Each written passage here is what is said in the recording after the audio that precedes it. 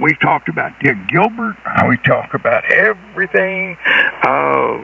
Caitlin Lefford. We just went on one of them. So I'm going to ask you. Yes? What are you going to ask me? What do you think, Jim? Oh, well, gosh, I don't know. I was in the shower this afternoon, and I was thinking about not coming out. I mean, you ever have one of those days you get in the shower and you know you're going to be 5 hours? Yeah, that's what I turn in the tub and press that button and let them jets hit me and just lay back and go to sleep. Oh, yeah, man. I was thinking, wow, this would be neat for about 5 hours. But anyway, so past that, and my major router problem. Yeah, well, we fought the valiant fight all 5 or 6 days on different things in this quagmire of places. Things and stuff, and you got down into the bowels of some of the stuff and lost. You don't always win when you're in a war. Sometimes you lose some things, but you hopefully gain more than you lose. And that I think we did. We did lose a couple of things, and I have no back. I don't have a backup for anything. It's terrible to go through life without a backup. But anyway, so I gotta order one thing. My vertical signal indicator. My vertical signal indicator developed lost half its mind, so it was running on one channel instead of two. And I've been fighting a problem with my my spectrum analyzer, and most of these problems have to do with not shoddy, but less than strength interconnections where you plug in things. Over a period of 10 years or so, things do tend to get a little stressed, and depending on how well they were built in the first place as to how well they take the stress. And some of these things, like that spectrum analyzer, has been doctored on since the word go, as far as trying to keep the input connectors in line. It's just whatever, it's a constant battle. And then also my vertical VU meter, that's like about 12 inches tall there, and it works pretty good, but I did lose half a channel, so I had to, rather than take it out of the circuit, I just took some black tape and taped over it. Oh, good deal, good deal. Well, here's the thing, and like I said, the topic of the day, let's think about this. We've covered a lot of stuff. What would you like to be the topic of the day? Gosh, I hadn't really thought about it. Just though, furthering along the technical aspects, I'm looking at your audio curve today, and it's just wall to wall, below 100 cycles and up to the top where it needs to be. It's just, you're covering it all today, Roger. Well, when you came over here with the transmitter got installed, the Borgie transmitter, when you came over here in 2017 and you made the video and you made the audio and everything, you brought in a spectrum analyzer and a tone generator. You swept the frequencies of what we need to do and what we don't need to do and how to keep it within 10 kcs wide. All those important things. And by the way, we're having a ton of good people coming to AM now. We've got guys bringing rice burners and little amplifiers, everything. They're having a blast and they're wanting more of it. So, but anyway, I was going to tell you that you did that to all this stuff, and I'm running the same audio processor through this rig that I've run through my AM rig. Over. Oh, Roger. Well, just it's just beautiful. It's FM, it's just wall to wall. Can't be better. Yay! And this is KC9VKV with just a heads up. The regular Friday afternoon Qso-Vlog net will be starting in 5 minutes at 3:30 on this frequency.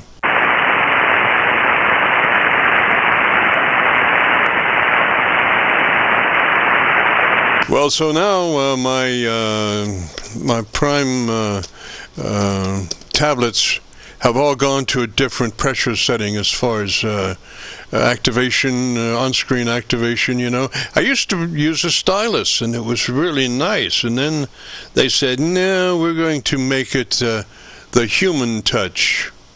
The finger will do, not the stylus. So my stylus doesn't work half the time. I have to use my finger. You know, when you have big fingers and small screens, it's not a good combination. Jim, the SDRs of today, the SDRs like K3FEF, I don't like the new format. I prefer the SDR like Half Moon Bay. I don't like any of what's going on around here. Roger, and I never changed. I kept using the Half Moon Bay format, and I would deliberately look for SDRs that were using that format because it's such a nice, straightforward thing, you know. Oh, I totally agree. It is there. There was something in the background. Hold on a minute. Is there a station out there? I thought I heard something. But just so anybody knows, if you go to Qso-Vlog, type in N9GTO and KC9VKV, we're 12 miles apart. I'm at 1,050 feet above sea level. He's at 600, and we're looking at each other. There's a Roger there. Look at this. Topic of today. What is a good topic for today? Hang on, man. I'm trying to find myself here.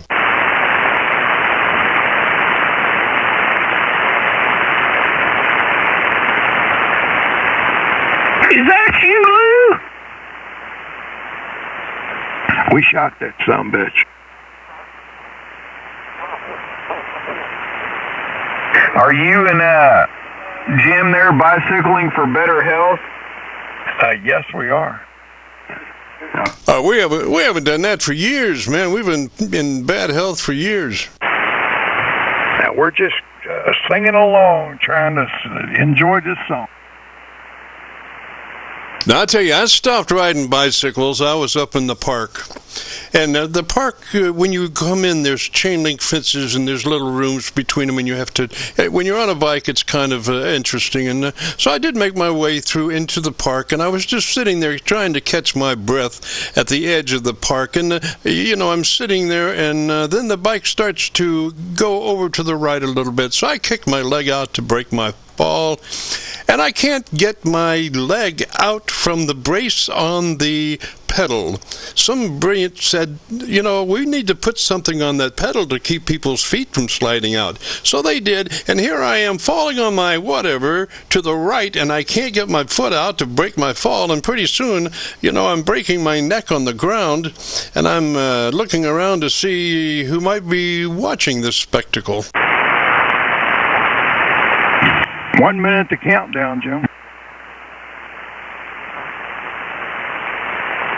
Yes, sir. Well, so far no smoke, so it's a good sign. Do you still ever play with the FT990 that I bribed you into getting your generals? Do you still ever play with that? I was thinking about today, and that, you know, that is the one thing I have as a backup. You know, and I know that radio is ready to go anytime I need it. You know, it's just that kind of radio. Do you know what I found the other day? I don't know. The box and the extra speaker and the microphone that goes with it. Roger, Roger. Now, of course, it's wired into the system and it's ready to go. I just have to change the antenna. All right, here we go. And good afternoon, everyone. This is Kilo Charlie 9, Victor Kilo Victor. My name is Jim, and this is the Friday afternoon Qso-Vlog network. This is a directed network, and I am net control. If at any time during this net should any emergency arise, please notify net control, and we'll allow those in need to access this frequency. Is there any priority or emergency traffic at this time?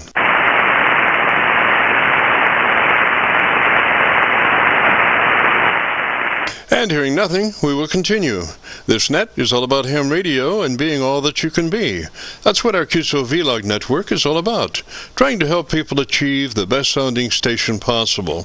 Thanks for dropping by. FYI, my background is 50 years in commercial broadcasting, where a lot of big bucks are spent on audio processing equipment and getting it set up correctly to get the best sounding station possible. Well, long story short, when I became a ham radio operator, I could hear immediately a large discrepancy in on-air technical proficiency. A lot of stations were running with very poor mic equalization, very muddy with little articulation.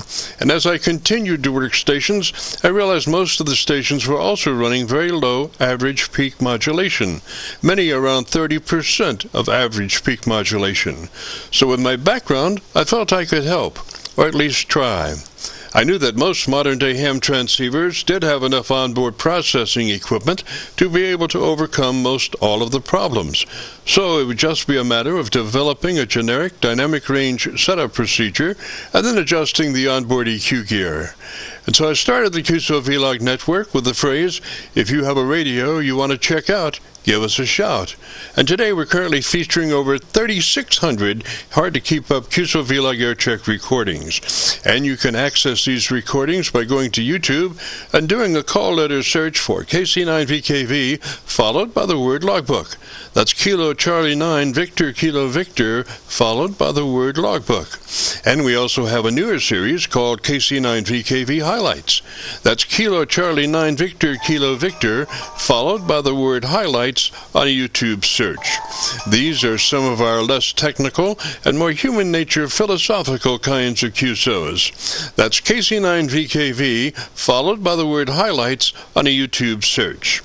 Both KC9VKV Logbook and KC9VKV Highlights are segments of our main YouTube homepage of Jim's Radio Story, where we celebrate a 50-year career in commercial broadcasting. A 50-year journey from a 5-watt pirate radio station as a 12-year-old to production director of a major 50,000-watt AM broadcast facility.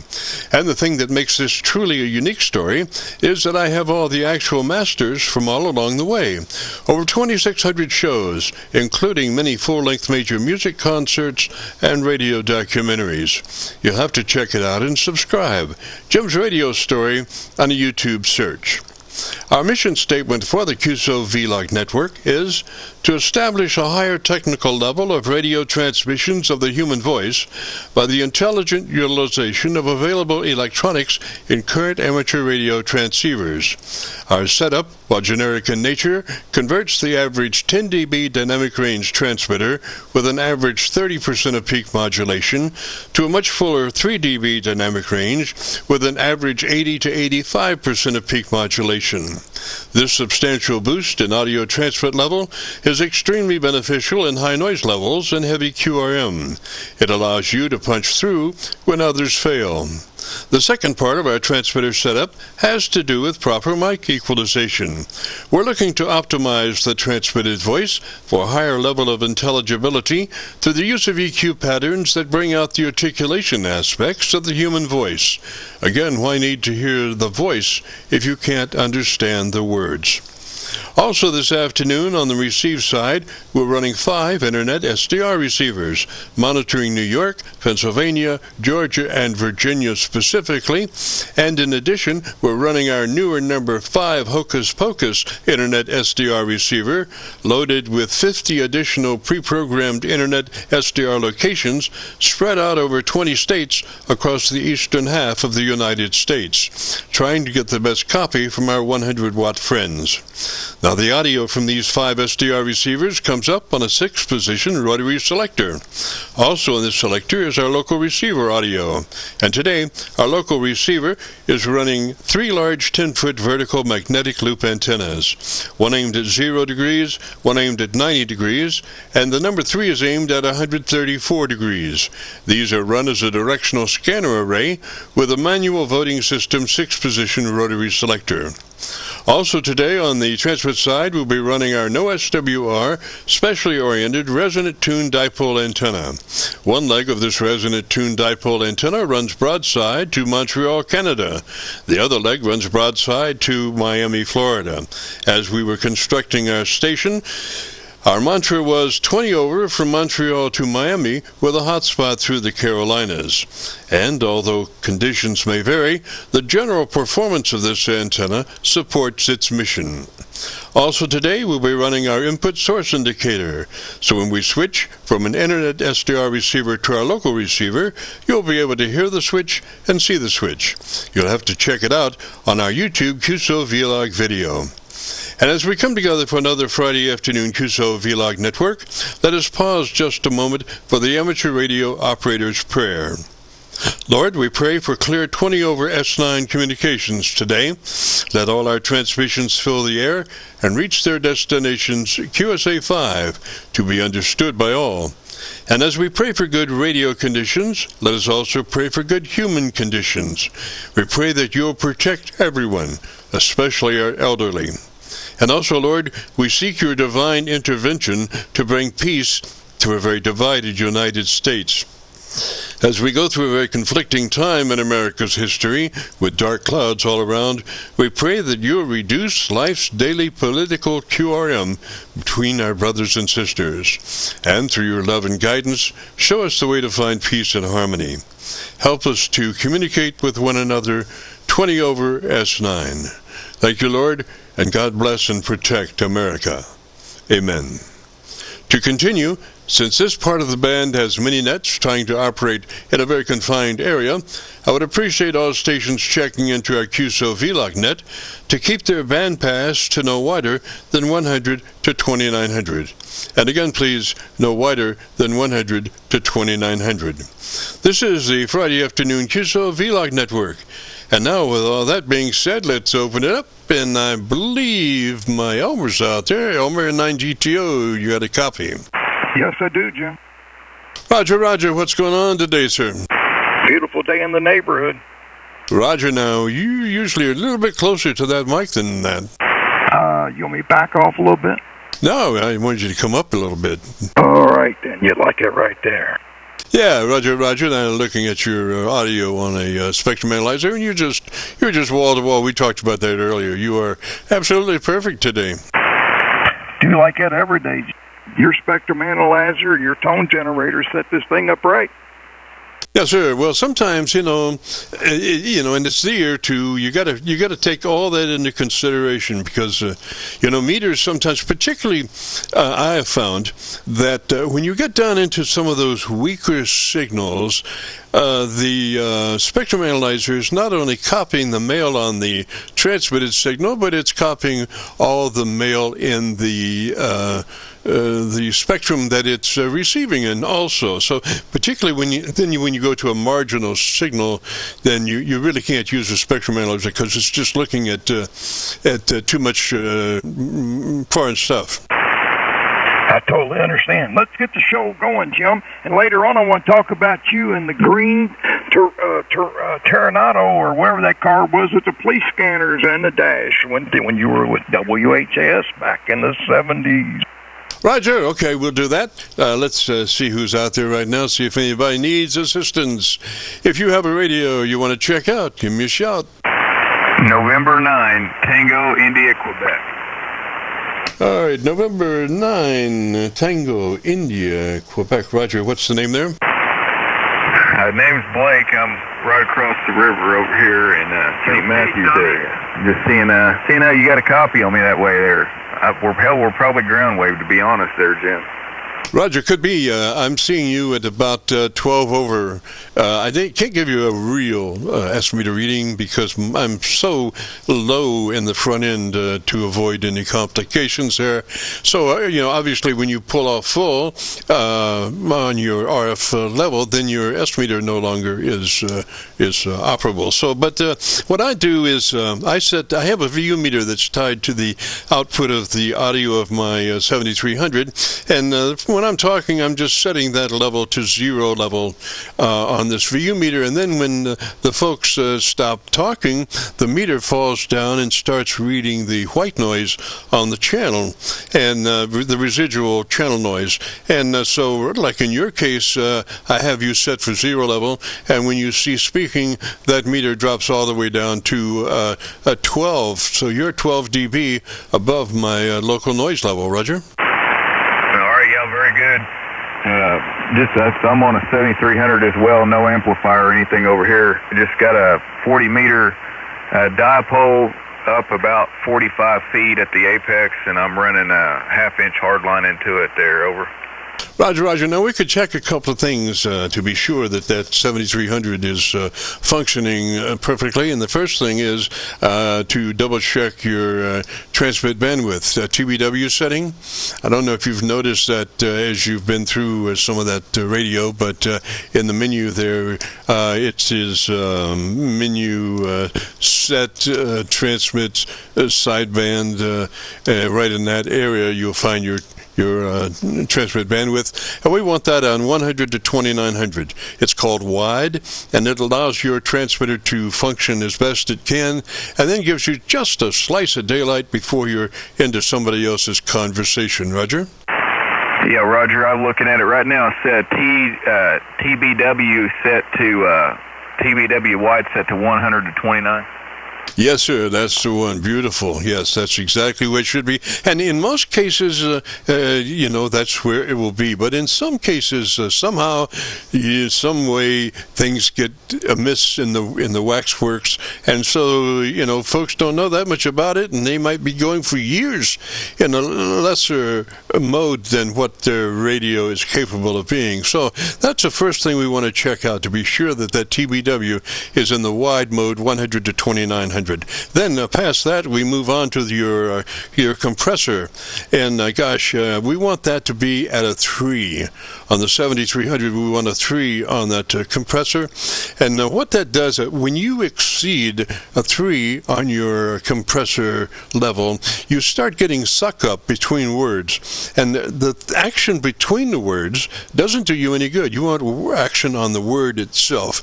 So the place that happens best is right at 3, so that's when we suggest a 3 on the compressor level, on and at a 3. Roger? Okay, Roger. Yeah, I'm looking compressors at a 3. Right above that, the mic gain's set to 60%. Yes, sir. Okay, so we'll deal with that now. The actual volume indication on the mic level control itself is less relevant than how that mic level affects your ALC meter. And so what we want to do is look at our ALC meter with the mic, with our hand on the mic gain. As we say the word audio, spoken just as you would speak any other word in a QSO, don't stress it, just say it. And as you say it, be looking at your ALC meter, and you want to adjust that mic level until your ALC meter is showing in the sweet spot of 7 or 2/3. 7 or 2/3 on your ALC meter. As you say the word audio, you become a human test tone generator. We're not too interested in the back half of that word, frankly. Mainly, we're looking for that and then adjusting your mic level until your ALC meter reflects 7 or 2/3. Roger? Okay, let me get that. Hang on one sec. Yeah, it's like, let's see here, it's a little high. Yeah, it's looked like it's probably about right in there. It's about 7 to 2/3 there. It's not going past that red bar. Is that about where it's supposed to be at? Well, we don't want to get into the red bar. We want to get, if you notice that you notice that ALC meter is only about half as long as the other meters in the display. So what we want to do is take it from about halfway on the SDR meter to full. At the 75% mark, halfway between halfway and full on the ALC meter. Okay. Yeah, I'm looking at it here. Let's see. Yeah, it's about right there, I've kind of backed that mic gain down there. It's about where it's at there, about halfway on that ALC. It was pegging out. Roger, Roger. Okay, so I'm assuming now that you're running the supplied hand mic. Is that a Roger? Yeah, that's right.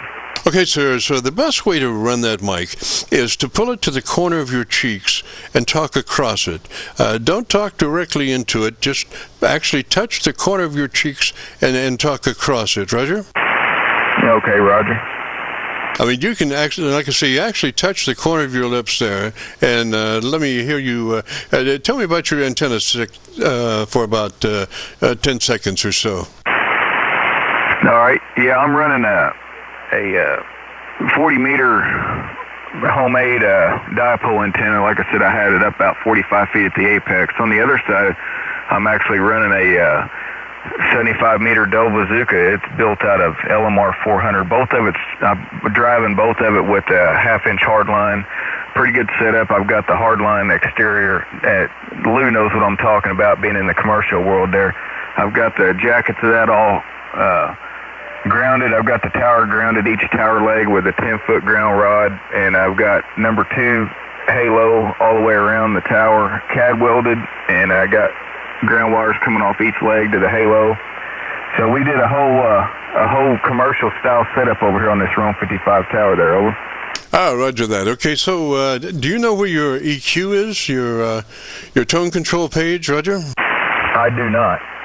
Okay, so it should be right in that same area. Next step from your transmit bandwidth, right in that area, so it goes sideband transmit, and then tone control should be right in there.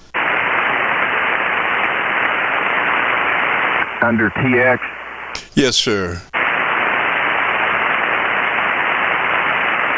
So you should have a two-control thing, bass and treble, Roger?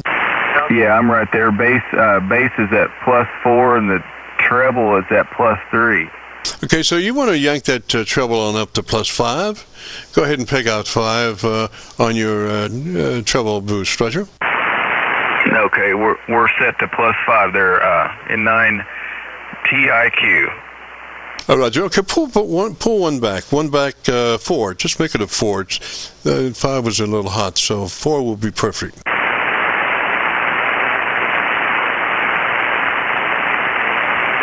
All right, we're set to +4 there. And TIQ +4 on the treble. Okay, and so the way that one addresses the microphone consistently makes the real difference. You have to try and be as consistent as you can and to the proximity of the microphone and all that, because those things change as you get further away from the microphone. As you know, the volume drops off. Well, not only does the volume drop off, but the EQ bass drops off. So it's very important that one be consistent, and that's why I was talking earlier about your, using the hand mic, that's Bob Heil's design.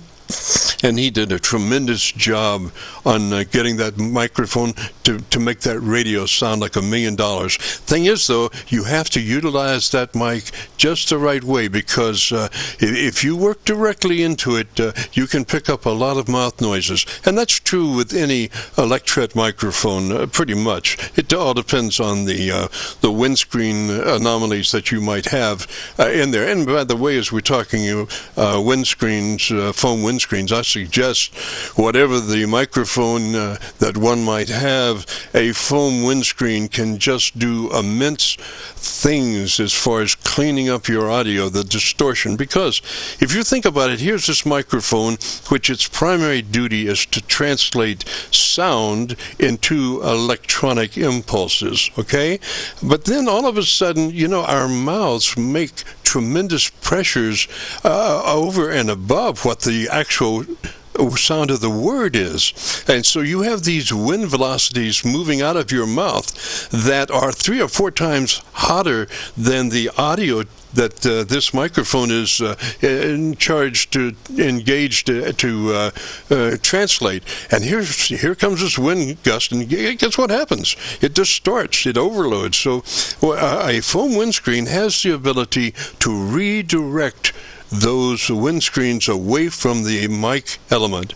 And that is the most beautiful thing about a foam windscreen. It takes all the garbage and all of the things that are going to mess you up and gets away with them before they get to the mic element, Roger. Okay, yeah, so just prepare yourself to train to talk out of the corner of your mouth and talk across the microphone instead of directly into it there, over. Yes, sir. And actually, I'm saying actually touch, the corner of your lips so you have contact with that microphone, Yes, absolutely. And that right there will give you a nice low end response capability and also top end response. So it all depends on the equalization curve, though, Roger. Copy, yeah. And that's what I'm doing right now. So I'm talking across from it there with it right there at the corner touching the mouth there, over. Yes, exactly at the right place.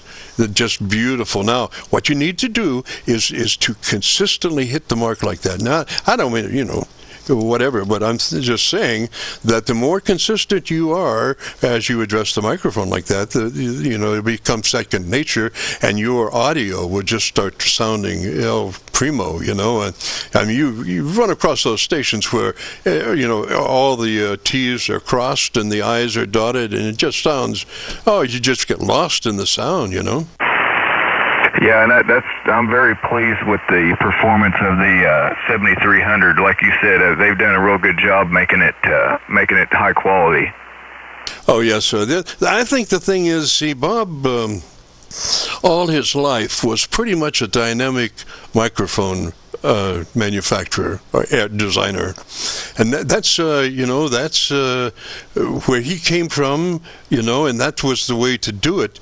And there are other ways that have come across now, particularly like the Electret microphone, which is on any given day you can buy 50 for $20, and in the right circuit, these little Electret microphone elements have, to my estimation, a much better articulated top end than dynamic microphones. So, I mean, it's just my personal opinion, and obviously Bob worked his way too, and he had some great microphones. But in the case of the ICOM 7300, there was a perceived problem. I'm not real sure how critical it was. Bob felt it was, as far as the input level to the ICOM 7300 was not as robust, as I understand it, as some radios might be. So he really needs something to kick that audio from the beginning to get it up to a nice depth to be mid-scale on the input mic level control, somewhere in there anyway. So he said, well, gosh, might be this time we'll use Electret microphone, and because that will give you some a lot hotter output, frankly, than a dynamic microphone. So he got his hotshot level in there, but he also got some extra, to my estimation, some extra flat top end to make that radio really shine, Roger. Yeah, Roger. So, well, what do you think about it there, Jim? You think we're set pretty good there? Yes, sir. Now, what I would do, I would go back to my ALC set. Now that we've, anytime you mess with anything in the chain, then you need to go back and double check your mod level. And so the mod level is where you're looking at your ALC meter as you say the word audio and adjust your mic level until your ALC meter is running 7 or 2/3. Just to the right of center, Roger. All right, yeah. Audio 1, 2, 3. Audio. Yeah, so about didn't take much to really change it there. Pretty close to about where it was at. Yes, sir. Yes, sir. It looks really good. So what happens there when you set level at 7 or 2/3, and you're running a 3 on your compressor, then you're going to be running right at a 3 dB dynamic range. Now, I could explain that as if you were at a baseball game and there was a PA system and you were calling the game or something, and I had some kind of something there with a VU meter tied across your audio, and as you spoke, my VU meter would be flopping around there because you're not using any processing on your PA system. You're just talking into it. So my VU meter, looking at your audio, is going to be flopping around from 0 level, which is 100%, back down to -10. So we can call that a -10 dB configuration when somebody is not using a processing equipment. So you're running a 10 dB dynamic range when you're not processing. But for broadcast radio transmitting, we need a fuller signal. The fuller is better, louder, apparently. So we found that a 3 dB dynamic range signal is a lot better than a 10 dB dynamic range signal, because you're squishing the audio there, and so it gets to sound fuller. And so when you're running a 3 dB dynamic range, then your average percent of peak modulation is between 80 and 85%, which is a whole lot better than 30%, Roger. Roger, yeah, I mean, your education level on that audio is well above what I'm familiar with, so, I mean, I understand a little bit, but nowhere near what you're explaining there, so it's kind of foreign knowledge to me. Roger, well, let's just say this, that if, many years ago, in the early days of amateur radio, a lot of those older operators determined that they would use no processing, and that would be just straightforward, and that's good. But, the problem is now we have so much ambient level distortion, noise, and all that stuff. And particularly, hey, at Christmas time, everything is blinking and causing static, and it's terrible. So because of that additional noise on the band, you have to take some preventive measures to try to expedite your signal up into the receivable level over these ambient noises that you are currently having to address. Roger. Yeah, Roger, I copy all that. All right, well, I appreciate your help there, Jim. I'm sure there's other people in there that want to try their stuff out, and I'll check into your YouTube channel. Maybe, I don't know if it's up tomorrow or when it'll be up there, and I'll listen to see what that thing sounds like now. Roger. Okay, what's the name there? Name's Blake. Okay, Blake, and what's your location?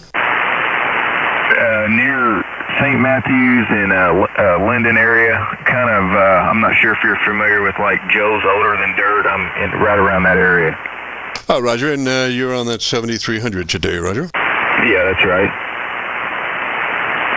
All right, just catching up on some notes. Well, Blake, good to talk at you, sir. Don't be a stranger. Join us anytime. And if you want to hear that audio, if you go to YouTube and do a call letter search for Kilo Charlie 9 Victor Kilo Victor, followed by the word logbook, that will take you to this recording. It'll be cut number 1 in a series of 3600, and I'll have it uploaded to YouTube by noon tomorrow. Roger? All right, I appreciate it there. Have a good one there. 73s to you both there, Lou.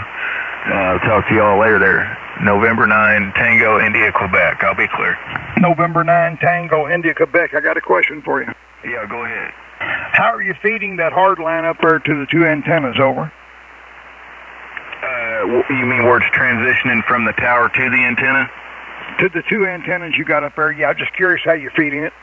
Yeah, so right there, I just kind of come off with an LMR 400 pigtail coming off the hard line. But you got 2 antennas up there, right? Yeah, the picture that's on my QRZ, I've added some stuff. I've got 2. You can only see in the picture there that wire, that's the 80 meter. At the time of this picture, I did not have a 40 meter. It's actually on the other side on the standoff. Oh, okay. But how are you got them tied into a T where you got one coax going to both of them? Oh no, I don't. I'm probably misunderstanding what you're asking. I've got two separate coaxes going to each antenna, yeah, and then it's coming down into a switch, and then at the bottom of my table here, I just flip a switch over to the 40-meter side or to the 75-meter side.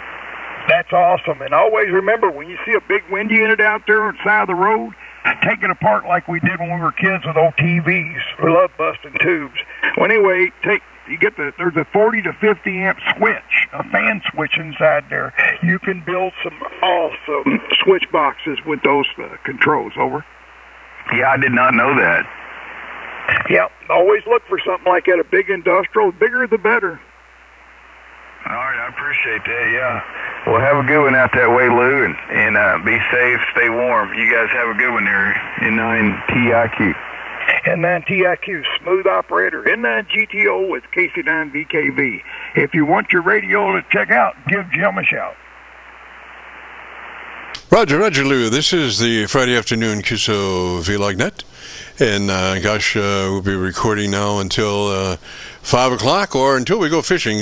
Sometimes the traffic is not the most heaviest, and we have been known to abort our radio mission for fishing. I've got 3 fishing boats. Let's go. India Delta Whiskey.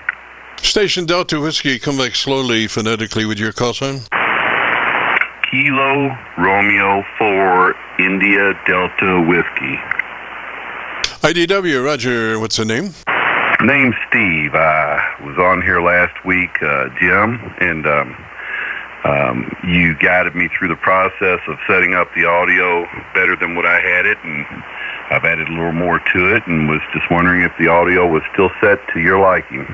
Oh, boy, just beautiful, just absolutely beautiful. I mean, it's just, wall to wall on my frequency meter. You couldn't be, activity below 100 cycles. Somewhere looked like about 50 cycles and then a roll, and just balanced, well balanced all the way through. Roger?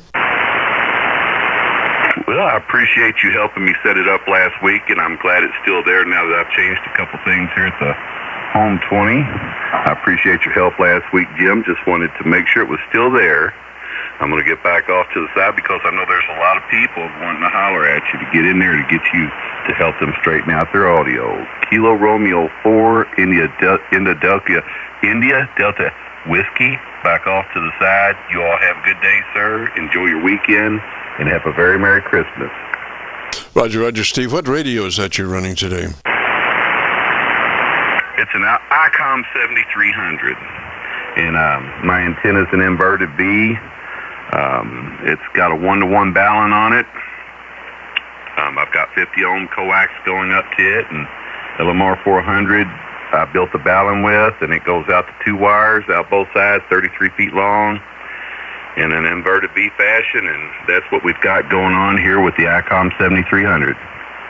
Roger, it couldn't be better. Just beautiful. I think you'll love your recording. If you go to YouTube, do that call letter search, KC9VKV, followed by the word logbook, will take you to this recording. This will be cut number 1 in a series of 3600, and we'll have it up like noon tomorrow. Roger? Roger that. Appreciate it. Thank you very much. Merry Christmas to all of you. Roger, and you're over in Kentucky, Roger? Yes, QTH is over here in Fairdale, Coral Ridge area, right here at the Bullitt County line. Gotcha, Steve. 73, sir. You have a great afternoon, beautiful weekend, and if you get a chance, join us next Friday. We'd love to have you. This is the Friday afternoon Qso-Vlog net. If you have a radio you want to check out, give me a shout. Juliet Kilo Alpha. Juliet Kilo Alpha. Come back slowly, phonetically, with your call sign. Kilo Alpha. Juliet Kilo Alpha. Roger, what's the name? Name is Ken, Kilowatt Echo November.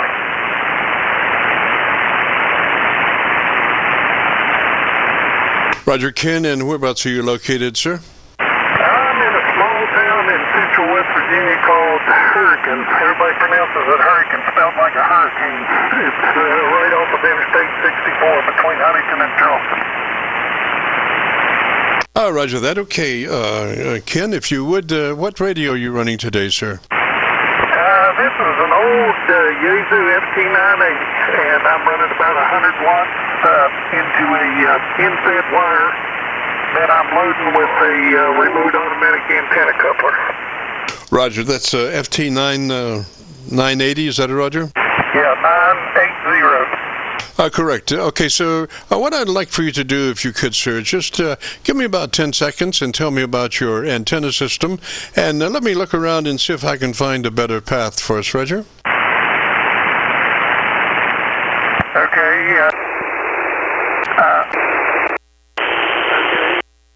this antenna, it's kind of oriented in a different direction now. I live in a subdivision. I don't have a whole lot of options antenna-wise.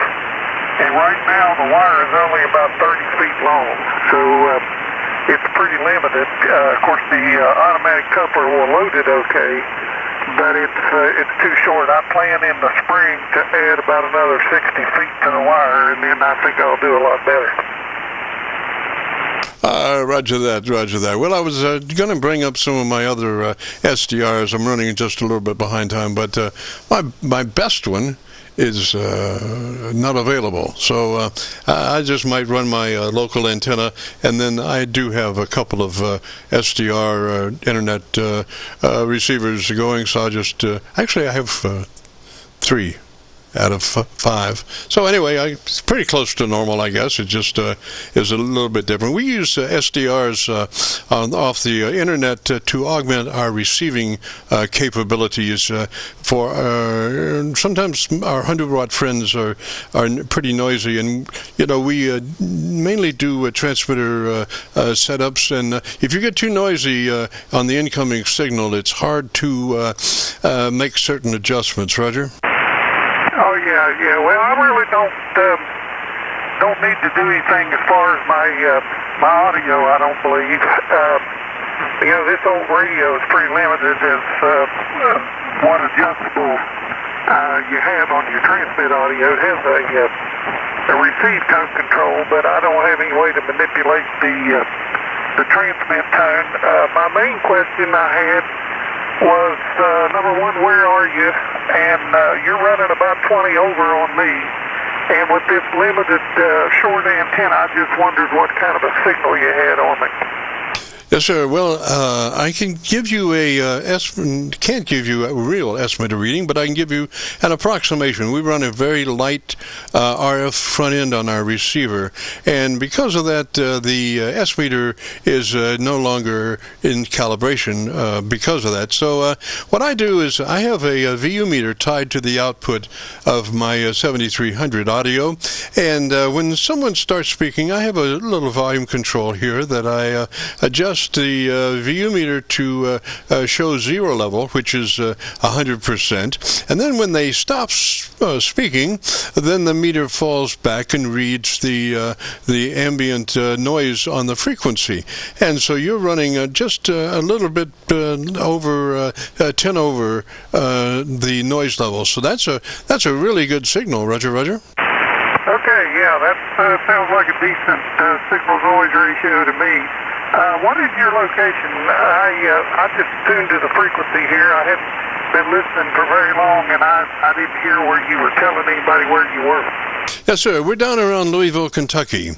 We're on the other side of the Ohio River, right at Louisville. We're on the Indiana side of the Ohio River, right at Louisville. I can see downtown from here. It's about 3 miles away. Roger. Okay, fine business. Well, that helps me out. Like I say, I recently moved the antenna. The tree that I originally had it connected to fell in a windstorm, and the pole that I put up to attach it to, like I say, here in this subdivision, they're pretty picky about what you do as far as an antenna pole. And right now, the wire is too short. It's only about 30 feet long, but in the spring, I plan to extend that out about another 60 feet or so, and I think that'll help a lot. But I was just curious how well it was working in this shortened state that I'm in right now. And according to what you're telling me there, it's working as well as can be expected for an antenna that short. Again, you're 20 over 9, so got a good big signal on you. Of course, your audio is beautiful. I don't know what you're running, but it sounds real good. I'll let you go. I appreciate you answering my call. I'm sure there's other stations that want to talk to you, but I was mostly just trying to evaluate whether this antenna I rigged up was even working. Roger. Now, that's that DA980, FT980. Just out of curiosity, I'm on 7188 out 718800, and I was just curious, are you on that frequency also? Well, that's what it says. This rig's, I don't know, 40, 45 years old. It may be off a few hertz, but I'm showing 7.188.00 on the display. Yes, sir, it's really close. It just, every once in a while, there's a little bit of something there that, but it's, by and large, it is right on frequency, so it really sounds good. And just an observation, your audio curve is very nice and pleasant, and your audio level is perfect. You're running about a 3 dB dynamic range, which means that your average percent of peak modulation is 80 to 85%. As I mentioned, I'm looking at your audio on a VU meter, and I've got it set to 0 level, and when you come up on mod, when you hit that point, man, it's just every word is just right at that point. So that limiter in your ALC is just working just perfect. Roger. I'll be right back, Jim. Roger. Okay, fine business. Well, I really appreciate the report, and I've enjoyed talking with you, and look forward to maybe checking in again sometime. And you've helped me out a lot here, because this is the first QSO I've had on 40 meters since I changed the antenna. And of course, as short as it is, I knew the lower in frequency I went, the less efficiency I'd have. So it's actually working a little better here on 40 than I thought it would. So thanks a lot for the report, and I've enjoyed it. And I'll let you pick up another station. I'm sure there's other people that want to talk to you. So 73 for now, and this is WD8JKS. Roger. And you might think also about maybe loading the ends of those lines. I do a thing where I run out to the end of my lines, and then I run vertical for about a foot. Straight down, and what I can do then is I can just roll up that foot or roll it out or whatever I need to do to make minute SWR frequency adjustments without having to go crazy. So what it is I don't know if you're familiar with a thing called a split bolt, but a split bolt is a thing where these wires can come together and then you screw them down, and then give yourself about a foot or so hanging down below at the end, and then you can tweak real easy, just winding the antenna wire up on itself. Roger. Oh, okay, yeah, that sounds like a pretty good trick there. That's certainly easier than having to add wire and cut wire off and experiment like that. It kind of makes it adjustable without having to add or remove wire. That's a good idea. Yes, sir. And what I do also, I'm running unbalanced up to the dipole, so I'm not running through a transformer. It is unbalanced. So therefore, one half of my dipole is on the negative side, and one half of my dipole is on the positive lead. And so what I do is, as I'm trimming, setting up, I'll use the ground side to set my SWR, always trying to go for minimum SWR. As far as if you hit transmit on the radio that you're using to adjust with, you want to try to get minimum SWR on your ground side, and then bring it back to the frequency that you're trying to hit on the high side. And you go back and forth like that, always being dedicated to getting the SWR on the ground side and bringing it back onto frequency on the high side. Roger? Okay, fine business. Yeah, I'm not going to do anything with the antenna right now, where it's so cold, and I've got a little bit of elevation here. I'm at about 820 feet, and the wind's blowing all the time. And of course, when it's cold, that gets pretty uncomfortable. So I'll probably wait till spring to do anything more with it. But I was mainly just trying to, determine that it was at least working here on 40. And on the upper bands, even though it's a little shorter than I prefer, it works pretty good on the upper bands. But here on 40, being so short, and of course the remote antenna coupler, will tune the wire. And the rig is seeing a good match because of the coupler, but I think the antenna will be a little more efficient, once I add some length to it. So anyway, that's the current plan. But you've answered my question as to whether it's at least working reasonably in its current state. So I really appreciate the help. Roger, yeah, it's working beautiful, and it's got a good signal. I think you'll enjoy your recording. If you go to YouTube and do a call letter search for KC9VKV, followed by the word logbook, that will take you to this recording. It'll be a cut number 1 in a series of 3600, and I'll have it uploaded to YouTube by noon tomorrow. Roger? Okay, 5 minutes. I look forward to checking it. Oh, Roger.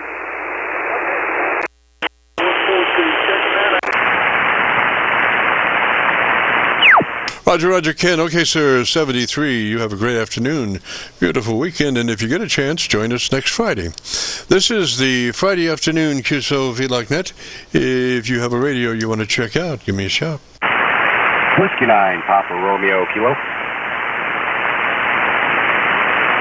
Papa Romeo Kilo, Roger, come back slowly phonetically with the call sign. Whiskey 9, Papa Romeo Kilo. And that is Rob, Romeo Oscar Bravo, up in northwest Indiana. Roger. And what was the name again? Rob, Romeo Oscar Bravo. Roger, Ron. And what radio are you running today, sir? It's Yaesu FEDX 10. I just got it about 2 weeks ago. That's a great radio. I think you'll really enjoy it. If you're interested in our setup, the first thing would be to double check, just to be sure that you're in that wide transmit bandwidth, TBW, 100 to 2900. You probably have 3 selections on that radio, but we want that one that's called wide. It lets your transmitter perform at its maximum capabilities, and then it gives you just a slice of daylight before you enter somebody else's conversation. Roger? Roger. Trying to find that. That would be in my TX audio, right? Yes, sir. It's settings, transmit, sideband, in that area. Roger? All right, I'm looking for it. See if I can find it. Trying to figure this contraption out. Oh, yes. Never a dull moment with menus, and always longer menus, to the point of, oh, here we go for a half hour of looking for something. Absolutely. I'm getting closer. I got stuff that says TX, but that's my TX timeout. That's not it. That's the general settings. Yeah, it should be there close. It's menu settings, transmit, sideband, and right there, right between, maybe between transmit and sideband, or somewhere in that area, or maybe a little bit further into the menu than that. Somewhere there.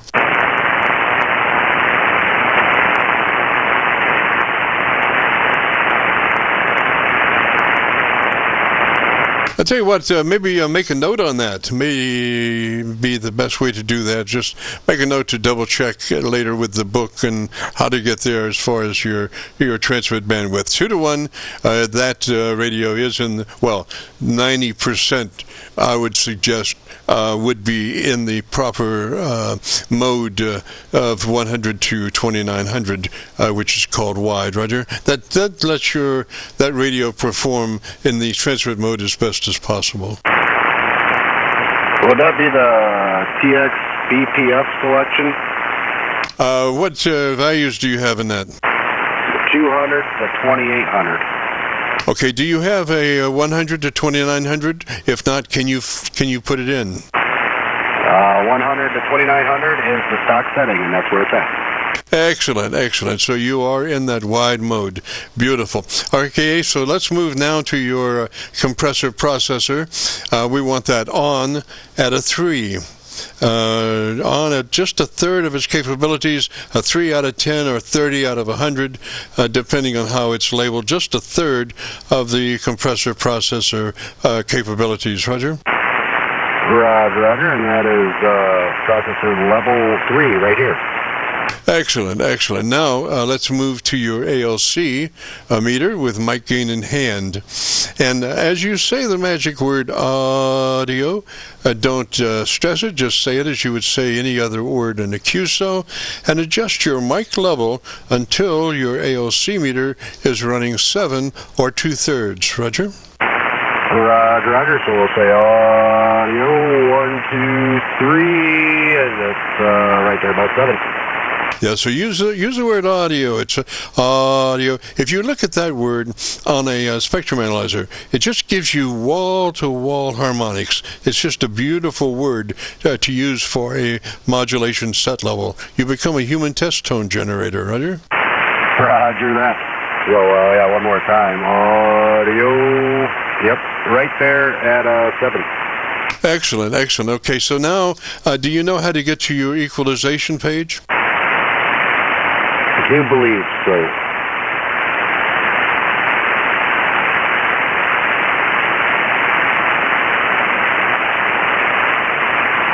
I'm there. Okay, sir, and what kind of equalizer do you have? Let me put it this way.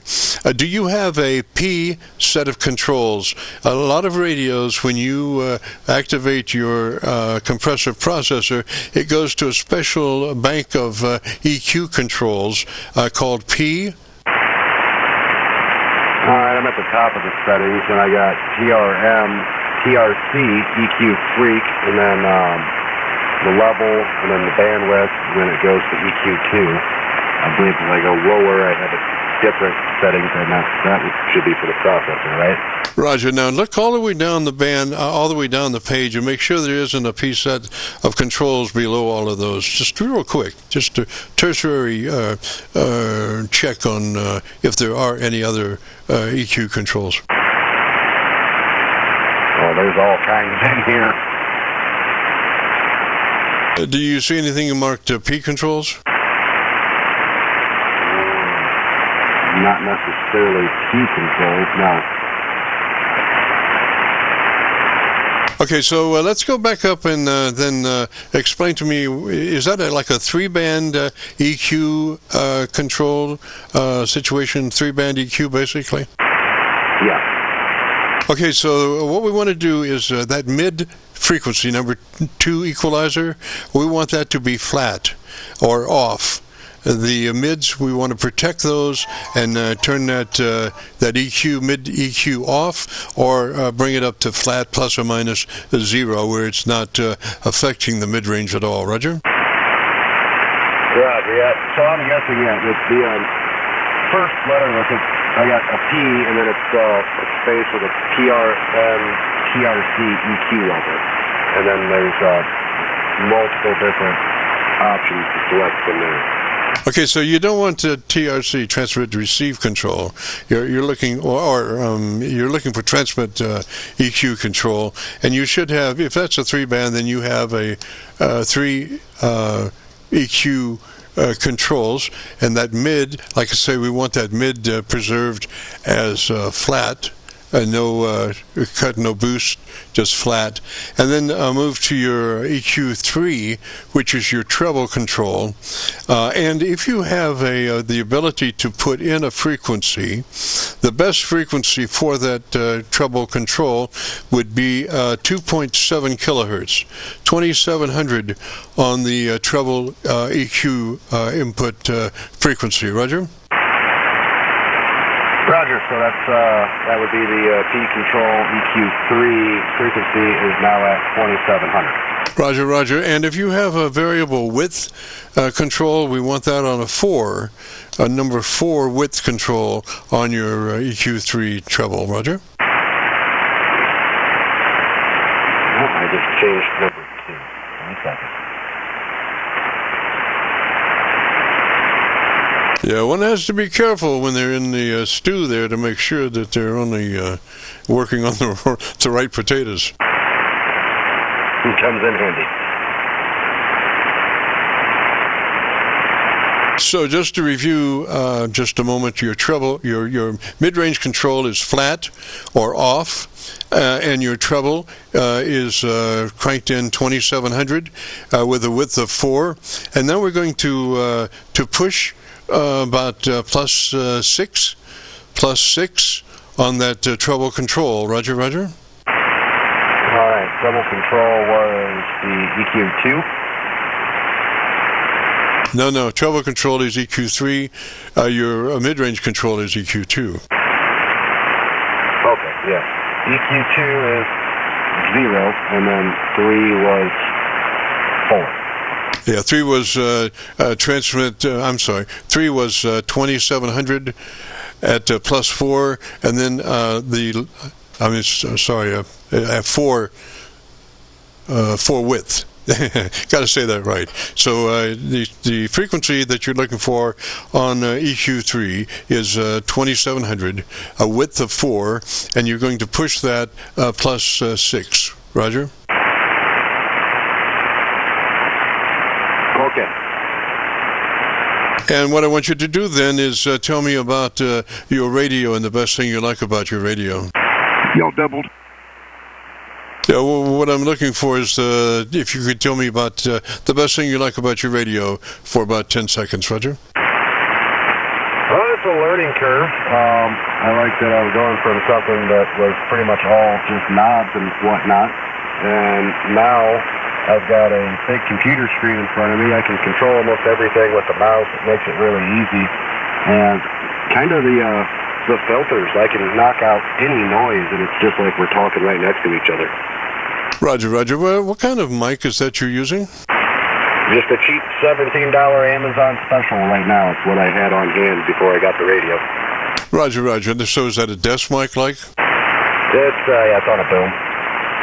I'm sorry, what kind? It's on a boom mic. It's a boom mic. I can move it around and adjust it to wherever I need it. Roger, Roger. Okay, see, consistency again is the word of the day. Proximity to microphone will shift your audio level and will also shift your audio EQ. The closer you get to that mic, the more bass buildup you have. The further away you get, the tinnier it gets, if you want to use that terminology. So the main thing is to find a place that's comfortable and probably about 2 to 4 inches away, because if we get further back than that, sometimes our shacks are less than ideal sonic refuse, and we'll start hearing artifacts come off concrete walls, floors, and all kinds of stuff. So about 2 to 4 inches is mainly the ideal proximity to microphone, Roger. Or, if you have a foam windscreen on that microphone, you can work it in. You can just come on into it and, be great. And I suggest that when everybody gets the chance, they should get a foam windscreen for their mics, even though some mics might be difficult to mount, but what I prefer is the foam windscreens that just fit over the whole microphone element, because there are even some grills on microphones that do make noise. And so when you put a foam windscreen over the entire microphone, you're guaranteeing pretty much that there will be no riders of distortion or stuff along with your audio. Your audio will be just pristine, Roger. Roger. Yeah, I've got a what they call it, a pop screen in front of the microphone. Was hoping that helped out a little bit.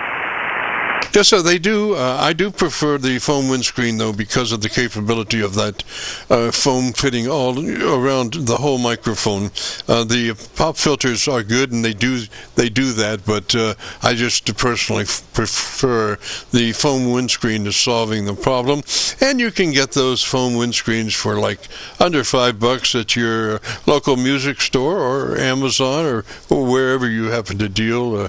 They're very inexpensive, and they do just such a beautiful job as far as getting rid of any distortions that you may have by being able to redirect those wind currents away from your mic element. And that's the main thing they do, and they do it so well. And it's just like taking the words and processing them just absolutely perfect. Roger? Roger that. Yeah, I'll get one and throw on here. I appreciate that bit of advice. Roger. Now, obviously, some mics are more difficult to do that with than others. There are like hand mics that do represent a challenge, but I do have foam windscreen pieces over my hand mics that they also are doing a great job. When you consider 7300 and you have to pull it to the corner of your lips to minimize your noise, then if you happen to have a foam windscreen in between your lips and the microphone, it just is so much more pristine, and then you don't have to actually do the corner of your lips, so you can talk pretty much directly into that mic with a foam windscreen in place. Roger? Roger that. Yep, I will definitely get one and put on here. I'm going to get a better mic at some point in time. This is just, like I said, it's what I already had, and I've been trying to mess around and get this thing sounding better, and hopefully, now my sound's going to go downhill. My furnace in here just kicked on. It sounding okay so far, but I have another thought. Maybe let's come up on that push on your treble EQ a couple more clicks hotter than where we are on EQ3, your treble control. If you have that available, plus 2 additional clicks boost from where you are. Roger?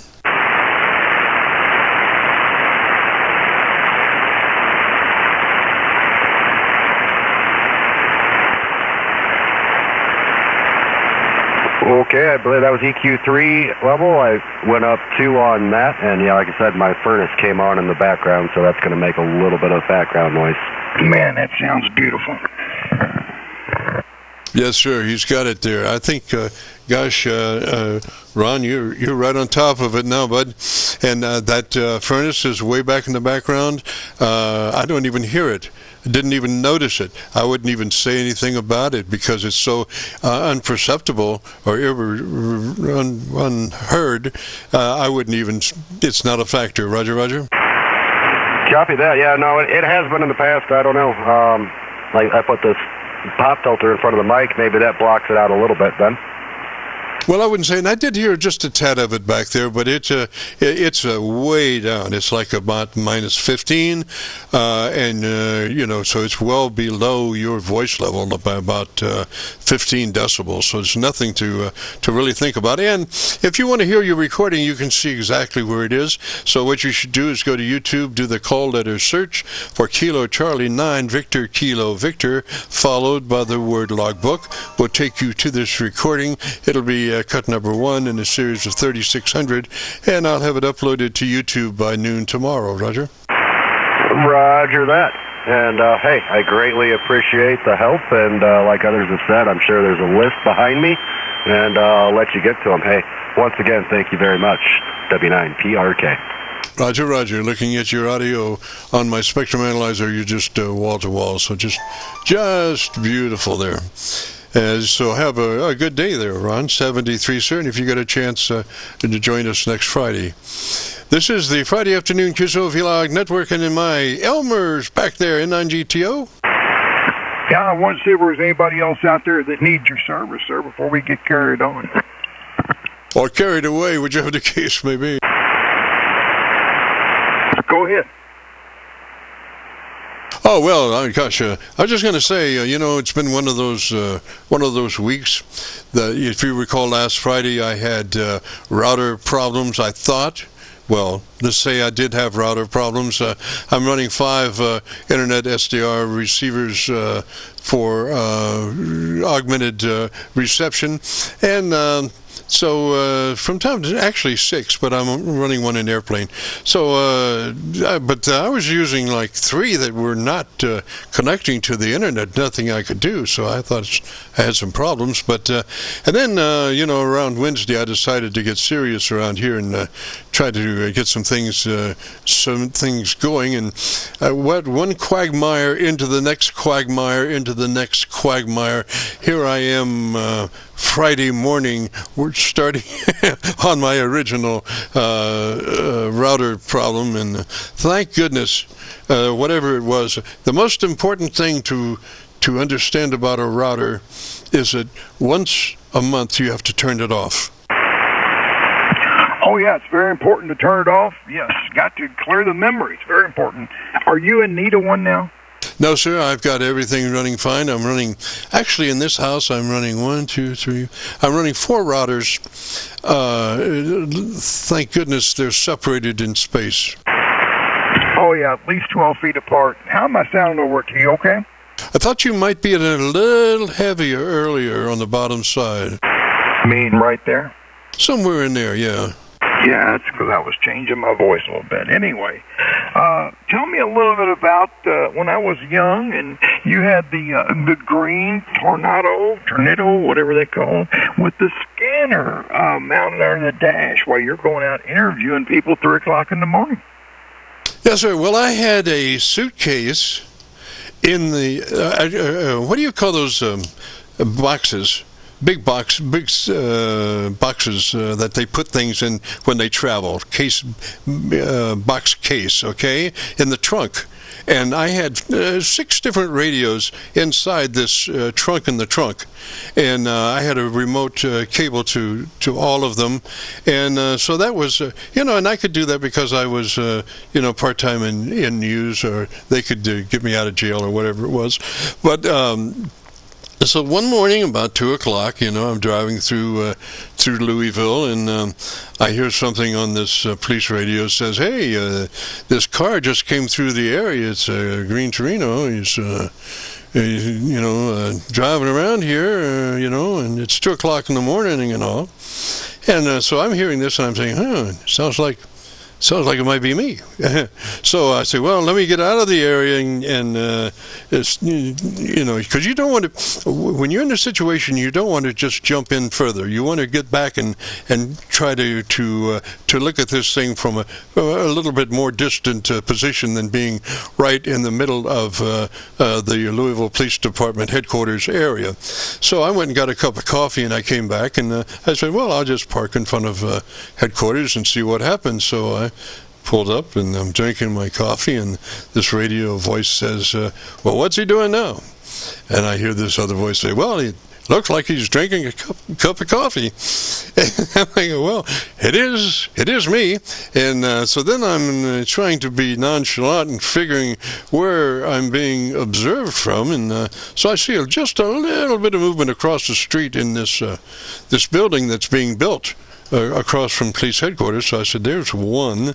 And what it involved was somebody was trying to get some weapons into the jail. This girl was trying to get a weapon into the jail, which is not exactly the best thing to do, and secondly, it's not the best thing to be associated with something like that. And I'm thinking, well, I've got my press pass.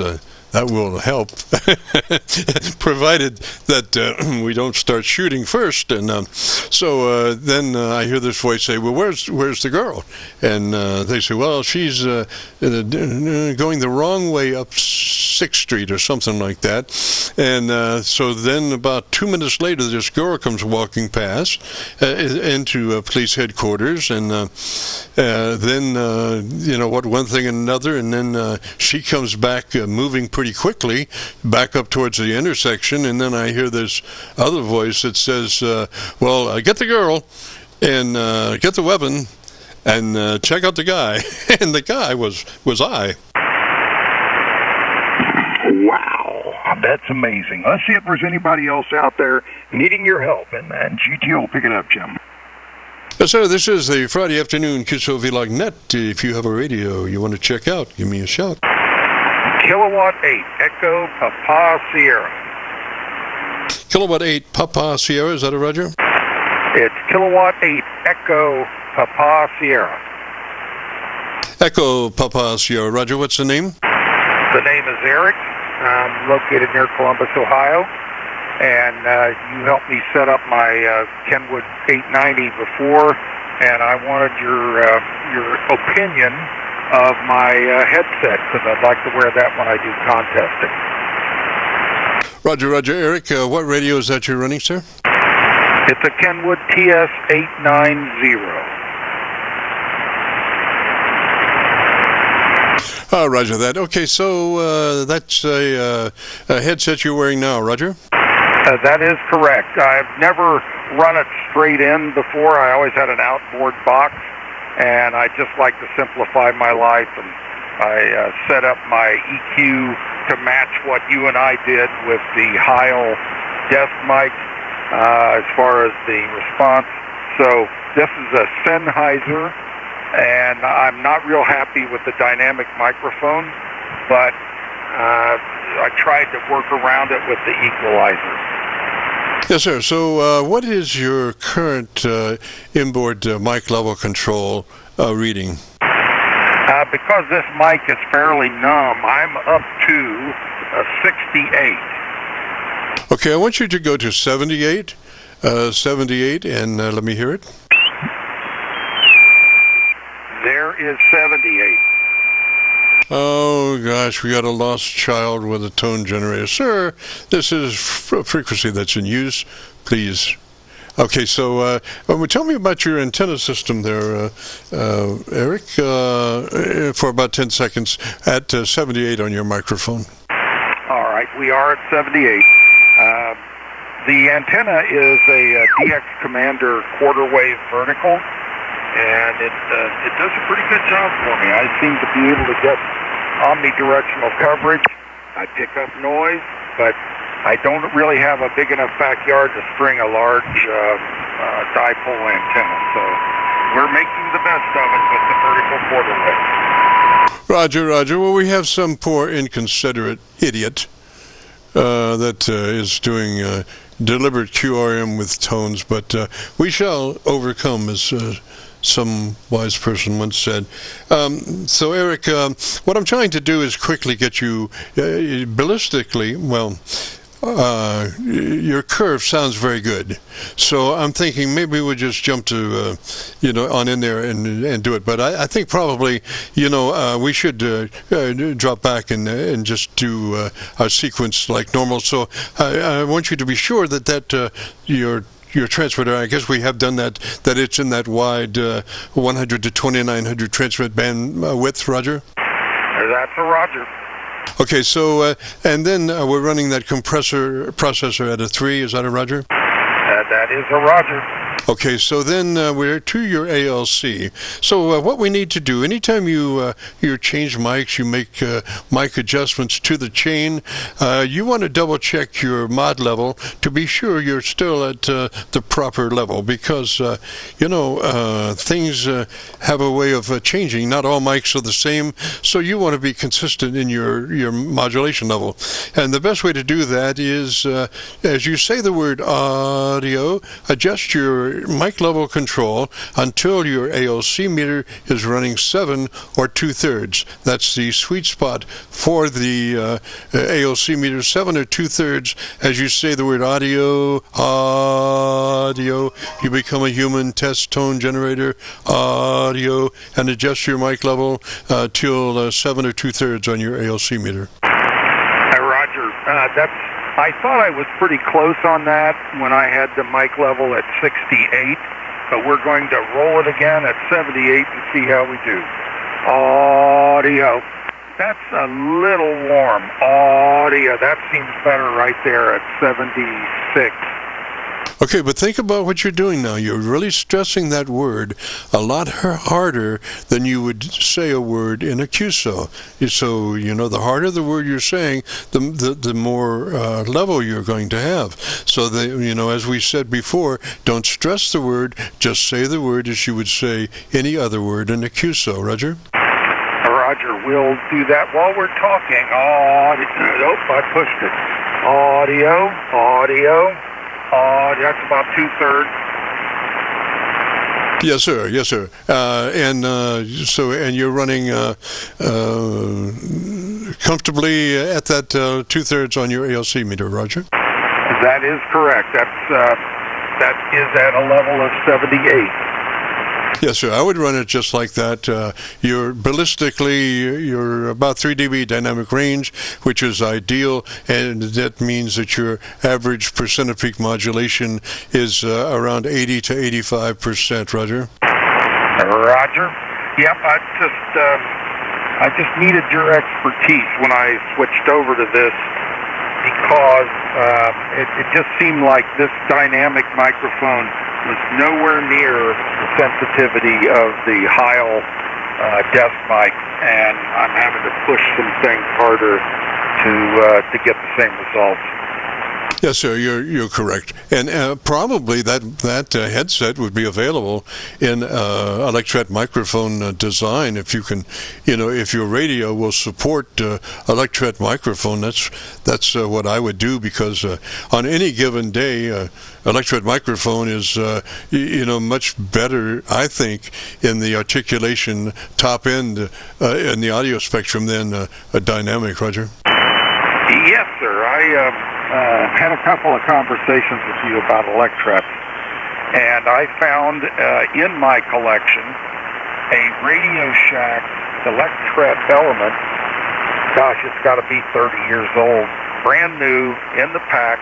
So I have built a microphone that I will be putting on the air here in the next couple of weeks, and I will be calling you at that time and get your impression of how it sounds. I even noticed that it came with a little crisper, a little rubber front end on that made a little cup, and I just kind of smiled when you had described the crisper to me, and I saw that the package had one in it, so I included it in that microphone body, and I'm just about ready to finish wiring the connector. And when I do, because the Kenwood does have 8 volts to power it, I will be calling you to see what your take is on that one. Roger. Now, I would use a metal tube. I don't want to tell you how to build this thing, but metal is always, I think, better in RF fields than plastic as far as avoiding any possible problems. So I would usually use like a metal tube about 6 inches long or 8 inches, or whatever, and then I would mount this electret element right in the middle of the one end there, and hopefully that crisper protrudes out from the element around about 1/4 of an inch. I think is about the best. You can tune it, but I think 1/4 of an inch is a nice place to start. And let's see, and then very important, a foam windscreen over the tube front that has the element, and then you can use a tie wrap or something to tie wrap the foam windscreen, because to me a foam windscreen and an element there, condenser element, go together. You can't hardly have an electret microphone without a foam windscreen, I think. Roger? I agree with you. Yeah, what I did, Jim, I went to Amazon, bought a $7 dynamic microphone that looks like a Shure 58, kind of a studio mic, and I used the body and took out the dynamic element. It's got a chrome round head like a Shure 58, and I've got the foam cover for it. But what I'll do is I'll take that rubber crisper that it came with, and I will convert that over to a metal one that's about 1/4 of an inch outside the element. And when I call you, we'll see how it sounds. Roger, Roger. I don't think there would be much difference between. I've never used a metallic crisper on those electret microphones. It's always been that phono, jack shield rubber piece that I would use a razor blade and usually chop off the strain relief, depending. But the strain relief is kind of nice if you use that sleeve. It's it can give you some strain relief off of your electret element connection, which is always nice, and you can lose that back into the body of the microphone. And let's see here, but you're talking about that grill. Sometimes simplicity is better than all the king's men there. I've had a kind of a falling out a little bit with grill pieces in front of microphones, and that I will take suspend the electret microphone in the middle of the mounting object, whatever it is, and then and I usually use like something like Gorilla Tape or something that I can move, get that to mic right there, and it isolates it from the body of the microphone, which is very important, because if you touch the microphone, you don't want a bunch of noise happening there, and from the coupling of the vibrations and all that stuff. So, but that's what I use, and it's fairly open in the front, and then I use that foam windscreen to go over the whole thing and tie wrap it, and you never know that that's open like that. Roger? Roger, Jim. I know what you're saying, because you and I had a couple of conversations about this, and I thought that rubber, I'll call it the crisper, was there for that isolation of that Radio Shack element. It looked like it would do a very good job of isolating it from anything on the body, and it stuck out about 1/4 of an inch. It's kind of a medium hard rubber. And I thought, well, this looks like the crisper effect that Jim was always describing. Over. Roger, Roger. Yeah, but I found that that Gorilla Tape is just so beautiful to hold that element. We're also talking about, I'm primarily using phono connectors there with that, and I can just put that Gorilla Tape along the side and just sink it back into the thing, and it's going to be good for 20 years, and what the heck. But it isolates very well the element from the mic itself. Roger? Roger. Yeah, I'll revisit that. I'll take a look at that structurally inside and see if there's some better ways for me to get that thing on the air. But I just thought that it would be fun building a mic after you and I had a couple of conversations about what it takes with an electret, and come on the air and have you help me get that set up, because I'm used to setting up dynamics now with your help.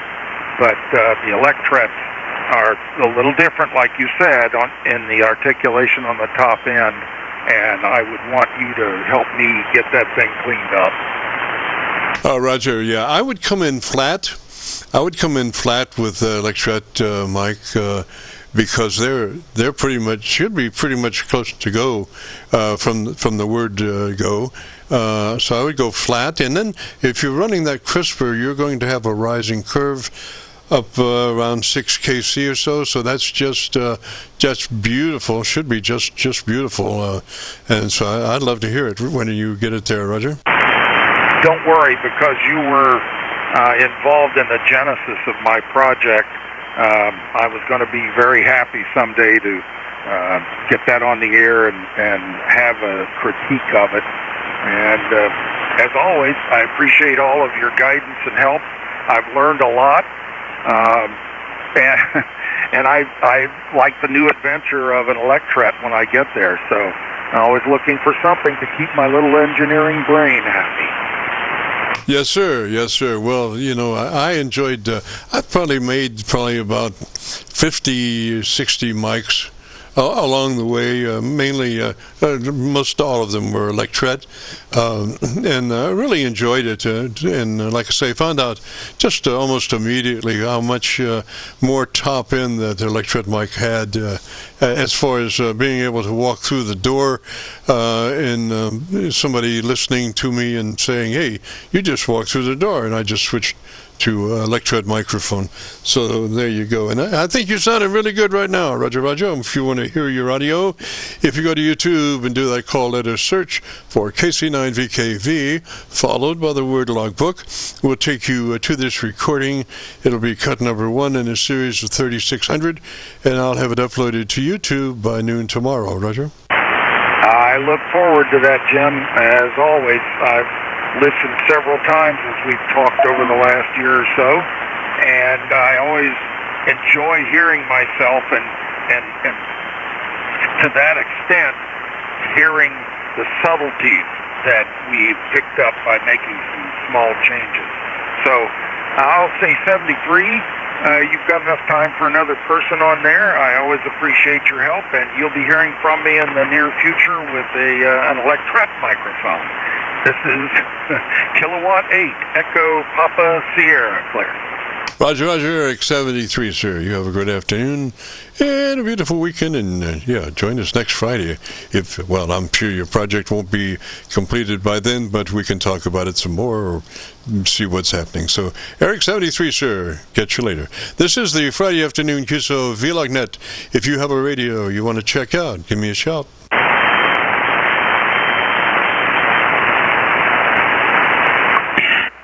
And by the way, sir, I'm talking on one of Jim Fergusson's $2 microphones as well. W4CWS. CWS, Roger. What's the call sign phonetically, please? Whiskey 4, Charlie Whiskey Sierra. Charlie Whiskey Sierra. Roger, what's the name? The name here is Charles. Roger, Charles. And what's your location, sir? In Nashville, Davidson County, Tennessee. Roger, Tennessee. And what radio? ICOM 7610. Ah, yes, my second favorite radio. That is just a beautiful radio. If you were interested, we do radio setups. The first thing about that radio is to be sure that you're in that transmit bandwidth of wide. It's called 100 to 2900 transmit bandwidth. Roger? Roger, I'm pretty sure I am, but I can certainly look and check. Yes, sir.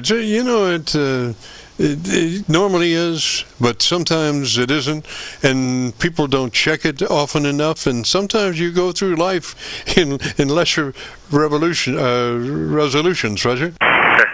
Roger on that. This is the radio here. We just moved into this new location a few months ago, so I've set this station back up and making sure that it's all functioning correctly. It was doing well before, but main thing is when you get in a new location, you take everything apart and put it back together. You don't always know if it's going to be put back together exactly like it was. Oh, roger that. Well, we do have a set of procedures there. Moving from that your transmit bandwidth to the compressor processor at 3. We found that a 3 is the best level for a compressor processor, because when you exceed 3, then you start to suck up between words to some degree, and it doesn't do anybody any good to suck up between the words.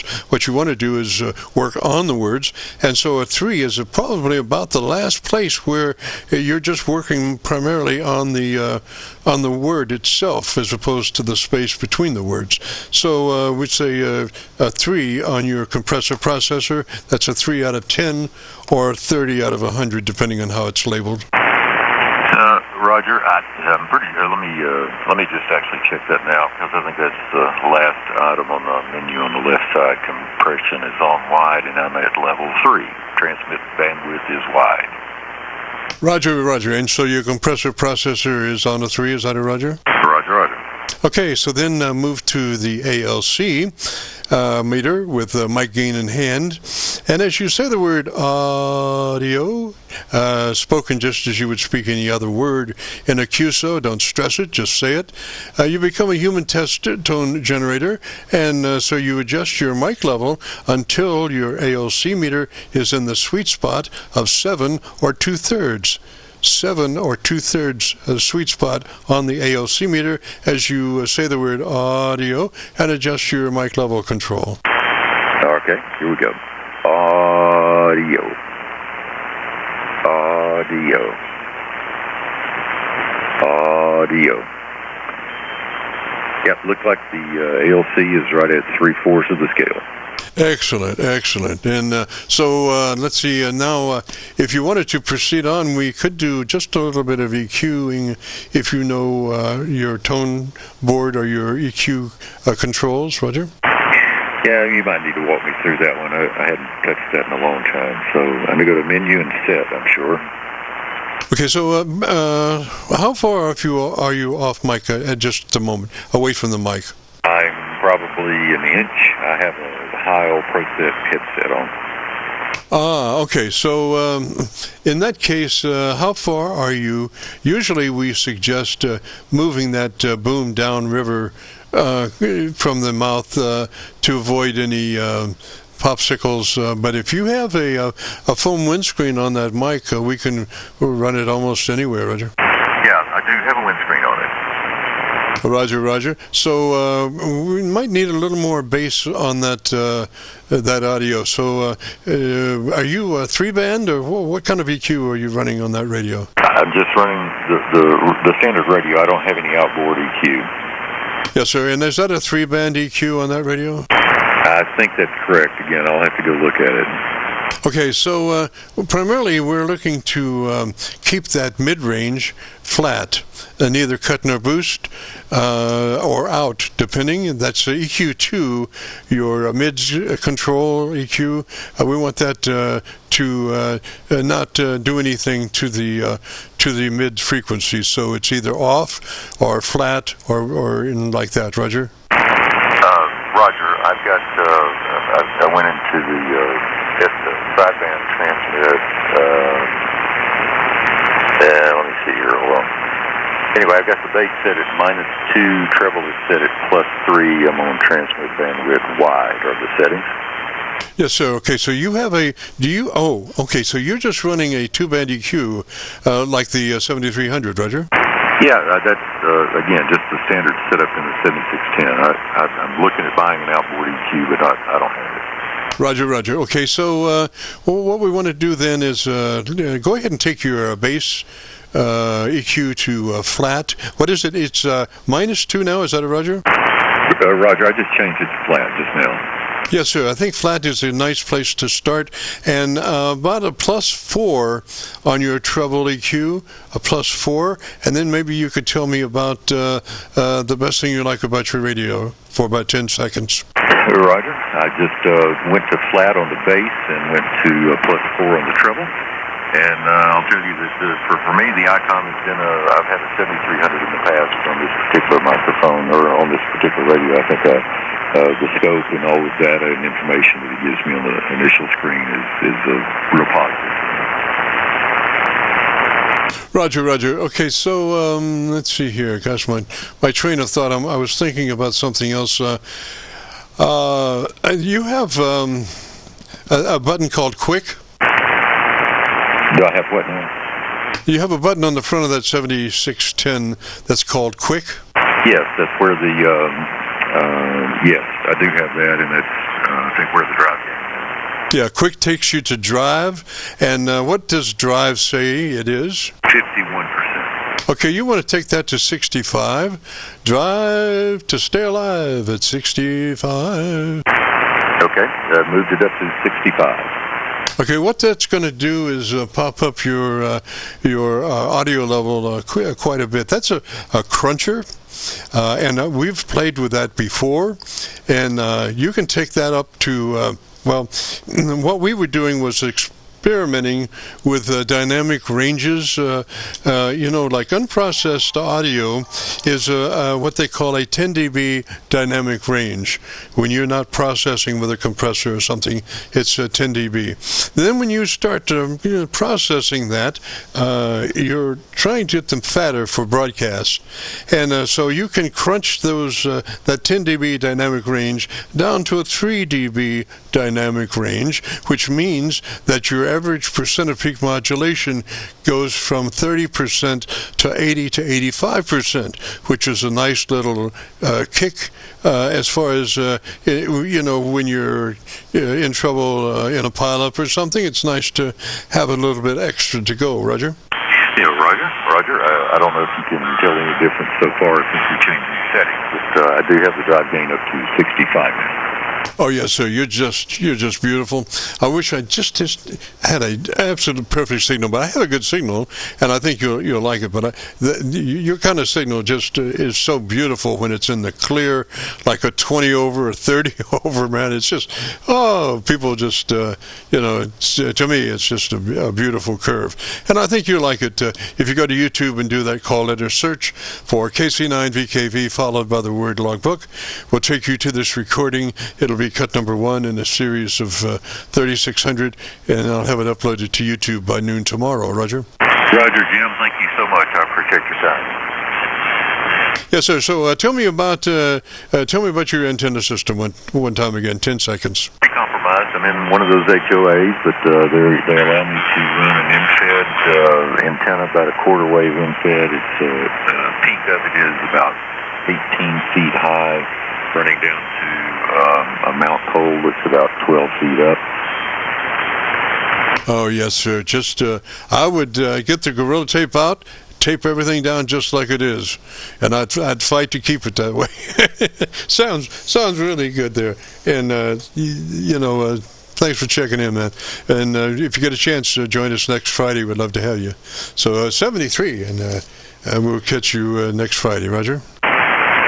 Yep, so I went to double. Sorry, Jim, and thank you again. W4CWS. Roger, Charlie. 373. This is the Friday afternoon Qso-Vlog net, and if anybody participated and would like to hear their audio, if you go to YouTube and do that call letter search, KC9VKV, followed by the word logbook, will take you to this recording. It'll be cut number 1 in a series of 3600, and again, I'll have it uploaded by noon tomorrow. And with all that being said, we got to get out of here and return this frequency back to normal amateur radio use. This is Kilo Charlie 9 Victor Kilo Victor clear. This is November 9, Golf Tango Oscar 73 to all, and good evening, and Merry Christmas. Merry Christmas, sir, and thanks for riding shotgun. I really appreciate it. That's what we're here for. Hasta la vista. I'll be back.